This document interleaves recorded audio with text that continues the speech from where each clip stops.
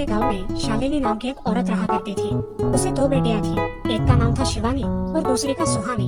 शिवानी जब छोटी थी तब उसकी माँ गुजर गई थी, जिसके कारण उसके पिता रघु ने दूसरी शादी कर ली, मगर उनका भी कुछ सालों में बीमारी की वजह से देहांत हो गया और इसी वजह से शिवानी के मन में उसकी माँ और बहन के प्रति प्रेम उत्पन्न नहीं हो पाया। शिवानी और सुहानी में हमेशा झगड़ा हुआ करता था। दोनों भी बहनें एक दूसरे से कभी प्यार से बात नहीं करती थी। शालिनी ये सब देख बड़ी चिंता में रहा करती थी। ऐसे ही एक दिन, शिवानी सुहानी चलो आ जाओ, खाना खा लो। हाँ माँ आई। हाँ माँ मैं भी आई। ऐसा कहकर दोनों बेटियां वहाँ आ जाती है और देखती है तो उनकी माँ ने उन दोनों के लिए गाजर का हलवा बनाया था। वो देख सुहानी और शिवानी बहुत खुश हो जाती है। माँ तुमने ये हलवा मेरे लिए बनाया है, मुझे बहुत पसंद है। मुझे पता है कि मेरी दोनों बेटियों को हलवा कितना पसंद है, इसीलिए तो मैंने तुम दोनों के लिए हलवा बनाया है। और मेरे लिए माँ? अरे हाँ बेटी, मैंने तुम्हारे लिए भी बनाया है। चलो अब जल्दी से खा लो, तुम दोनों को कॉलेज भी तो जाना है ना। जी मामी ये कटोरी ले लो, मुझे जल्दी पहुँचना है कॉलेज में। हाँ ले लो। और सुहानी तुम ये वाली कटोरी ले लो। जी माँ। दोनों भी हलवा खाती है और एक दूसरे की ओर बहुत गुस्से से देखकर वहाँ से चली जाती है। वो दोनों भी कॉलेज में एक साथ पढ़ा करती थी। फर्क सिर्फ इतना था कि शिवानी 3rd ईयर में थी और सुहानी 1st ईयर में। उन दोनों में 2 साल का अंतर था, फिर भी दोनों में हमेशा नोकझोंक हुआ करती थी, जैसे कि वो दोनों एक दूसरे की दुश्मन हो। ऐसे ही एक दिन, दीदी मेरी कॉलेज की ट्रिप जाने वाली है, तुम्हारी भी ट्रिप जाने वाली है क्या? हाँ मेरी भी जाने वाली है, मगर मेरा जाने का मन नहीं है। क्यों दीदी? क्योंकि वहाँ पे तुम हो। मुझे भी कोई शौक नहीं है तुम्हारे साथ आने का, मैंने ऐसे ही पूछ लिया। मैं जा रही हूँ। शिवानी और सुहानी एक दूसरे की ओर मुंह फेरकर वहाँ से चली जाती है। अगले दिन दोनों भी कॉलेज में जाती है। तब उनके टीचर उनसे पूछते हैं, शिवानी तुम कॉलेज की ट्रिप में आने वाली हो? जी सर मैं आने वाली हूँ। ठीक है, मैं तुम्हारा नाम लिखवा देता हूँ। जी सर। ऐसा बोलकर टीचर ट्रिप के लिए जाने वाले विद्यार्थियों की लिस्ट बना लेते हैं। घर आकर शिवानी और सुहानी ये बातें अपनी माँ को बताती है। सुहानी शिवानी तुम दोनों ट्रिप के लिए जा रही हो, मगर वहाँ जाके झगड़ा मत करना, नहीं तो ट्रिप पे जाने की कोई जरूरत नहीं है। नहीं माँ हम झगड़ा नहीं करेंगे। हाँ माँ हम झगड़ा नहीं करेंगे। फिर ठीक है तुम दोनों जाओ, ये लो ट्रिप के लिए पैसे और बाकी के लिए तुम्हारे पास ही रखना। माँ हम कल जाएंगे और 2 दिन के बाद वापस आएंगे। ठीक है चलो अब सो जाते हैं, कल तुम दोनों को निकलना है। अब वो सब खाना खाकर सो जाती है। अगले ही दिन सुबह उठकर वो दोनों भी अपने अपने बस में बैठकर ट्रिप के लिए निकल जाती है और इधर शालिनी अपने काम में व्यस्त हो जाती है। ऐसे ही कुछ देर बाद शालिनी को शिवानी का फोन आता है। माँ हम दोनों यहाँ ट्रिप की जगह पहुँच गए हैं। अच्छा बेटी तुम दोनों ठीक हो ना? हाँ माँ मैं रखती हूँ, हमें यहाँ अलग अलग स्पॉट देखने जाना है। ठीक है और जब वक्त मिले तो फोन कर देना। हाँ माँ अपना और सुहानी का ख्याल रखना। हाँ माँ। फोन रखने के बाद शिवानी और उसके क्लास के सारे दोस्त वहाँ की एक जगह देखने जाते हैं। सुहानी भी उसके क्लास के साथ एक दूसरी जगह देखने निकल जाती है। सारे बच्चे एक साथ घूमकर वापस आते हैं। शिवानी सुहानी को ढूंढती है, मगर सुहानी उसे कहीं दिखाई नहीं देती, इसलिए शिवानी को बड़ी चिंता होने लगती है। अरे ये सुहानी कहाँ रह गई? इसका तो कुछ भी पता नहीं, कहाँ ढूंढूं इसे? तभी शिवानी को सुहानी दिखाई देती है और उसके जान में जान आ जाती है।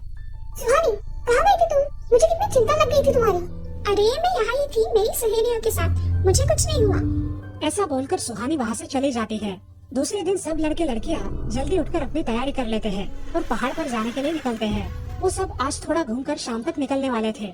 सब विद्यार्थी एक हिल स्टेशन देखने चले जाते हैं। शाम होने तक उस पहाड़ी का मजा उठाते हैं, लेकिन सुहानी बिना किसी को बताए उस पहाड़ी के एक अनजान हिस्से में चली जाती है। वहाँ का मनमोहक दृश्य देखते देखते गलती से उसका पैर फिसल जाता है और वो वहाँ से नीचे गिर जाती है। शाम हो जाने के कारण सभी विद्यार्थी वहाँ से निकलने लगते हैं और यहाँ सुहानी एक पेड़ के सहारे उस पहाड़ी की चोटी पर लटकी रहती है। शिवानी सभी विद्यार्थियों में अपनी बहन को ढूंढती है, लेकिन वो उसे कहीं नहीं मिलती। सुहानी को ढूंढते ढूंढते शिवानी वापस उसी पहाड़ी के पास आती है और उसे आवाज लगाती है। सुहानी सुहानी कहाँ हो तुम? दीदी मैं यहाँ हूँ, बचाओ मुझे, मैं यहाँ हूँ। सुहानी की आवाज की ओर जाते ही उसे पता चलता है कि सुहानी पहाड़ी पर लटकी है। यह सब देखकर शिवानी बहुत घबरा जाती है। शिवानी अपनी पूरी ताकत लगाकर उसे ऊपर खींच लेती है। तुम यहाँ क्यों आई थी? अगर तुम्हें कुछ हो जाता तो मैं क्या करती? माँ को क्या जवाब देती? दीदी मेरा पैर फिसलकर मैं वहाँ गिर गई। मैंने बहुत आवाज दी, मगर मेरी आवाज किसी ने नहीं सुनी। तुम ढूंढते हुए आई और मुझे बचा लिया। तुम दुनिया की बेस्ट दीदी हो। हाँ सुहानी चलो घर जाने के लिए देर हो जाएगी, बस निकल जाएगी। सुहानी को ऊपर खींचते वक्त शिवानी के हाथ पर बहुत सारे जख्म हो गए थे, इसीलिए सुहानी अपनी ओढ़नी फाड़कर उसके हाथ पे बांध देती है और अब वो दोनों बस के पास चले जाते हैं। क्या हुआ है शिवानी, हाथ से खून बह रहा है तुम्हारे? कुछ नहीं सर, मैं वहाँ पे गिर गई थी, अब मैं ठीक हूँ।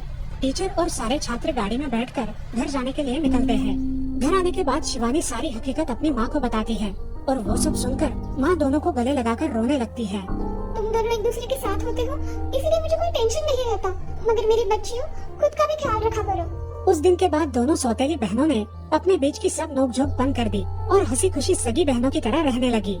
दोस्तों, इस कहानी से हमें ये सीख मिलती है कि हम सबको एक दूसरे के प्रति द्वेष की भावनाएं छोड़कर प्यार से रहना चाहिए। चंदनपुर नाम के गांव में चंपा नाम की एक औरत रहती थी। पति, 2 बच्चे और एक बेटी, ऐसा उनका पूरा परिवार था। उसका पति श्रीधर पोस्ट ऑफिस में जॉब करता था। उसके कमाई से ही घर चलता था। चंपा ने अपने घर के सामने एक छोटी सी दुकान खोल के रखी थी। उससे उसे जो भी मुनाफा होता वो अपनी बेटी की शादी के लिए जमा करके रखती। ऐसे ही बहुत दिन बीत जाते हैं। अब बच्चे भी बड़े हो जाते हैं। बड़ा बेटा अशोक डॉक्टर और छोटा बेटा रवि वकील बन जाता है और दोनों अपनी ट्रेनिंग पूरी करने लगते हैं। एक दिन उनकी बहन ज्योति के लिए एक अच्छा रिश्ता आता है और ज्योति की शादी पड़ोस के गांव के सरपंच जी के बेटे से हो जाती है। ज्योति बहुत ही कामचोर और गुस्सा करने वाली होती है। इसी कारण उसके ससुराल से उसे निकाल दिया जाता है। वो अपने पति को लेकर अपने मायके रहने आती है। अब चंपा का जमाई दुकान चलाता है और चंपा और ज्योति आराम से वहाँ रहती है। अरे ज्योति, जरा अपने कामचोर पति को कुछ काम करना क्यों नहीं सिखाती हो? कुछ काम का नहीं है वो।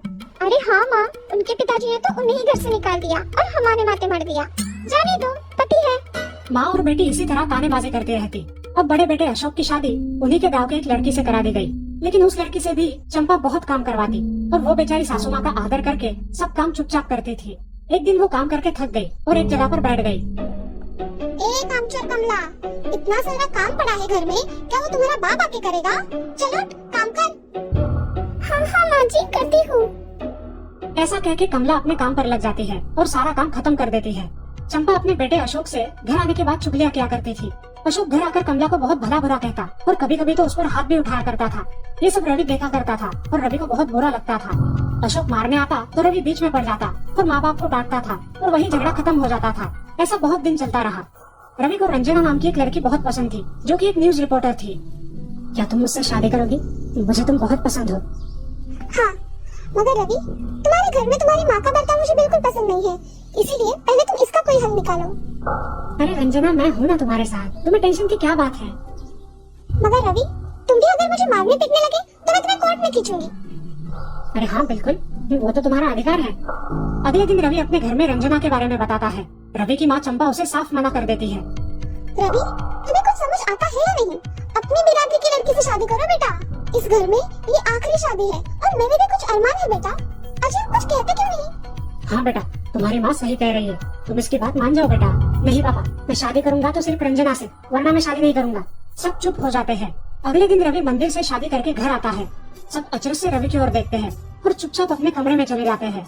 कमला उन दोनों का स्वागत करती है और वो दोनों अपने कमरे में जाते हैं। कैसे लगा मेरा घर? अच्छा है, मगर सब मिलजुल के रहे तो और भी अच्छा होगा। रंजना, तुम्हें मेरी माँ को सबक सिखाना होगा, तभी घर के सारे सदस्य ठीक हो जाएंगे। ठीक है रवि, जैसा तुम चाहो। अगले दिन रंजना अपने घर के मंदिर में पूजा करने जाती है। तभी रुको, मेरे भगवान के मंदिर में तुम मत आओ, जाओ यहाँ से। ये कहकर सास रंजना को वहाँ से भगा देती है और घर के किसी भी काम को करने से मना कर देती है। तब क्या माँ जी, आज से मैं इस घर की बहू हूँ। इस घर पे मेरा भी उतना ही अधिकार है जितना कि आपका। क्या बोल क्या रही हो? निकल जाओ मेरे घर से। खबरदार अगर हाथ भी लगाया तो। पता है ना, मैं न्यूज रिपोर्टर हूँ। रातों रात खबर छाप दूंगी और कोर्ट के चक्कर लगेंगे वो अलग, समझी आप? सास चुपचाप देखने लगी और उसकी बेटी और ससुर भी देखते ही रह गए। रंजना ने कमला से कहा, दीदी, मुझे आपसे काम है, आप मेरे कमरे में आइए। और हाँ, आज से खाना ज्योति दीदी आप बनाएंगी। अरे माँ, तुम कुछ बोल क्यों नहीं रही हो? ये मुझे काम करने को बोल रही है। अच्छा सुनते हो? चलो मेरी मदद करो। हाँ आता हूँ। ज्योति किचन का काम करने चली गई और सास बाहर का काम करने लगी। रंजना कमला को लेकर अपने कमरे में गई और उससे कहा, कमला दीदी, आप कुछ कहती क्यों नहीं? आप चुपचाप सह लेती हो, उसका ये नतीजा है। अब देखो दीदी कैसे काम कर रही है। आप कुछ काम करती थी क्या शादी के पहले? नहीं रंजना, मगर आप घर से नहीं अपना खुद का कुछ व्यवसाय शुरू करने का सोच रही हो। बहुत अच्छी दीदी, अब आप किसी से मत डरिए, हम हैं आपके साथ। सच में किसी के साथ होने का कितना महत्व होता है। अब उसकी सासू माँ ही घर के सारे काम करने लगी थी और ज्योति को काम करवाने की वजह से ज्योति भी अपने ससुराल जाने की सोच रही थी। अजी, यहाँ तो काम वाली से भी ज्यादा बुरी हालत हमारी हो गई है। चलो हम हमारे घर चलते हैं, सब है हमारे यहाँ। अरे रे, आप कहाँ चली? अभी भी काम बाकी है। ज्योति का पति रंजना से धन्यवाद कहता है और ज्योति को लेकर अपने घर चला जाता है। अब सासू माँ एक दिन पूरा काम करके इतना थक जाती है कि उसके बदन में बहुत दर्द होने लगता है। तब दोनों बहू सास के पास चली आती है, पर एक बहू सास के पैर दबाती है तो दूसरी बहू सर दबाती है। सासू माँ उठकर रोने लगती है। मुझे माफ कर दो मेरी बेटियों, अब से कभी ये गलती नहीं होगी। सास को उसके किए पर पछतावा होता है, पर ये देखकर घर के सभी सदस्य बहुत खुश हो जाते हैं। रवि और रंजना भी बहुत खुश होते हैं। वाह बहू, जो आज तक नहीं हुआ वो तुमने करके दिखाया। बहू हो तो ऐसी। रंजना अपने बर्ताव के बदले माफी मांगती है और अब सब लोग खुशी खुशी रहने लगते हैं। तो दोस्तों, इस कहानी से हमें ये सीख मिलती है कि हम सब मिलकर परिवार बनता है और हम सब परिवार का महत्वपूर्ण अंग होते हैं। परिवार के काम मिल बांट कर करना ये हमारी वैयक्तिक जिम्मेदारी है।